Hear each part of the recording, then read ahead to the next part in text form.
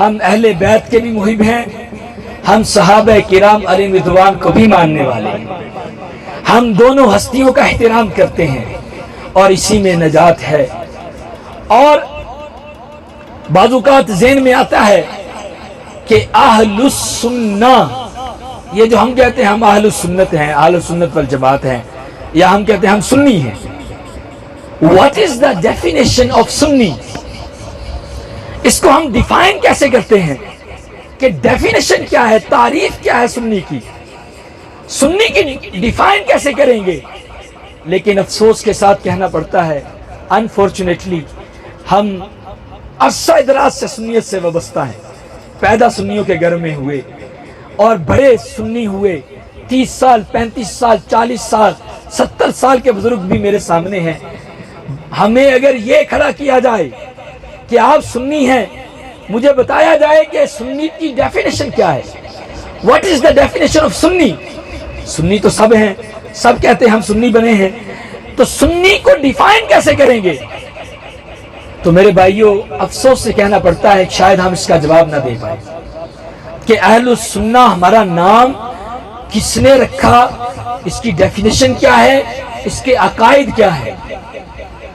اب میں آپ کو یہ بتاتا جاؤں آج کے اس اجتماع کی برکت سے، تاکہ آپ سب کو یاد ہو جائے کہ ہم سنی کیوں ہیں۔ امام حسن بصری رحمت اللہ تعالیٰ علیہ کو تو آپ سب جانتے ہوں گے، جانتے ہیں امام حسن بصری بصرہ میں رہتے تھے، کوفہ میں حضرت علی رضی اللہ تعالیٰ جامعہ دمشق کے خطیب تھے۔ حضرت علی کوفہ دار الخلافت، حضرت علی رضی اللہ تعالیٰ کی حکومت کا، آپ کی خلافت کا۔ حضرت حسن بصری رضی اللہ تعالیٰ عنہ حضرت علی سے پڑھنے کے لیے کوفہ آئے، یعنی کیا ہوا، ڈائریکٹ شاگرد امام حسن بصری۔ کس کے شاگرد ہیں؟ حضرت مولا علی رضی اللہ تعالی عنہ کے شاگرد ہیں۔ جب یہ صحابہ کا زمانہ گزر گیا، امام حسن بصری حدیثیں سنانے لگے، یوں مجلسیں سجنے لگیں، یوں محافل ہونے لگیں، یوں آپ کو سننے کے لیے دور دراز سے لوگ آنے لگے۔ اس وقت حجاج بن یوسف ثقفی کا دور تھا، حجاج بن یوسف کا۔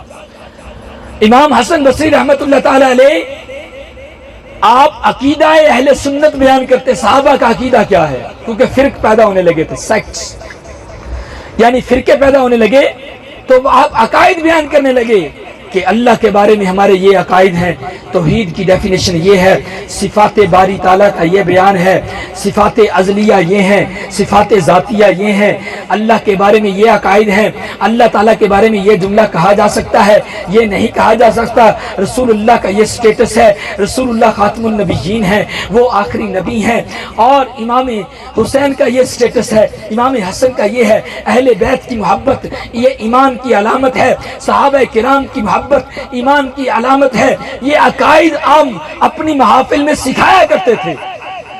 ایک شخص اٹھا محفل سے اور وہ اٹھ کے بولنے لگا، قرآن کی آیتوں کا غلط ترجمہ کرنے لگا، جو آج بھی بڑا ہوتا ہے، آج تو زیادہ ہوتا ہے، اس وقت ایک ہی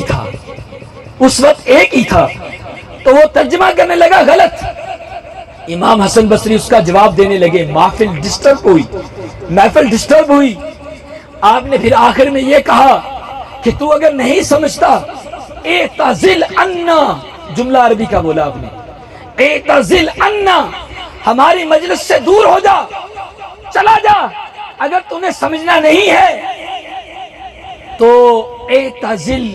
تو اس نے اپنے فرقے کا نام رکھ لیا معتزلہ، اسی جملے سے معتزلہ۔ یہ شیعان علی، اہل سنہ، معتزلہ، یہ تین بڑے سیکٹ بن گئے، فرقے بن گئے۔ اب اہل سنہ کا ابھی تک کوئی نام نہیں تھا۔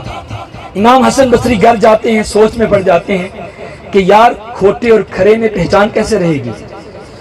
سب کہیں گے ہم مسلمان ہیں، وی آر مسلم، سب کہیں گے، یہ سب کا قول ہوگا، تو امتیازی نام ہونا چاہیے تاکہ ہم دوسروں سے ممتاز ہو جائیں، ہم اپنی جماعت کو نام ایک دیں۔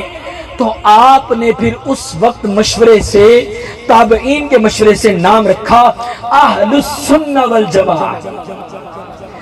ید اللہ فوق ایدیہم، یہ میرے آقا کی صفت ہے۔